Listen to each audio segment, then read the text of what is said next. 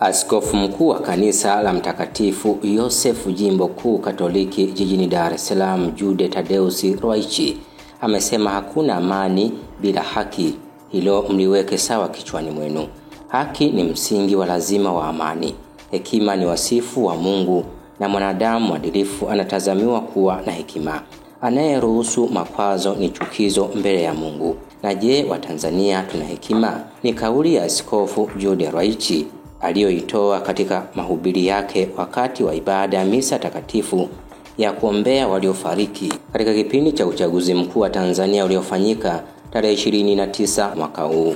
Misa hiyo imeadhimishwa siku ya Jumatatu Novemba 10 mwaka huu katika kanisa kuu la Mtakatifu Yosefu Jimbo Kuu Katoliki jijini Dar es Salaam. Aidha, Askofu Ruwa'ichi amesema kuwa taifa letu limejeruhiwa na limepoteza heshima kutokana na yaliyotokea katika wiki ya uchaguzi mkuu uliofanyika tarehe 29 Oktoba mwaka huu kufuatia maandamano yaliyotokea ya vijana wa Tanzania Gen Z.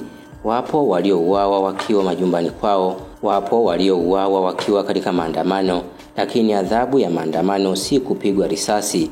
Askofu Jude Ruwa'ichi amesema katika mahubiri yake wakati wa ibada ya misa takatifu katika kanisa kuu la Mtakatifu Yosefu Jimbo Kuu Katoliki jijini Dar es Salaam.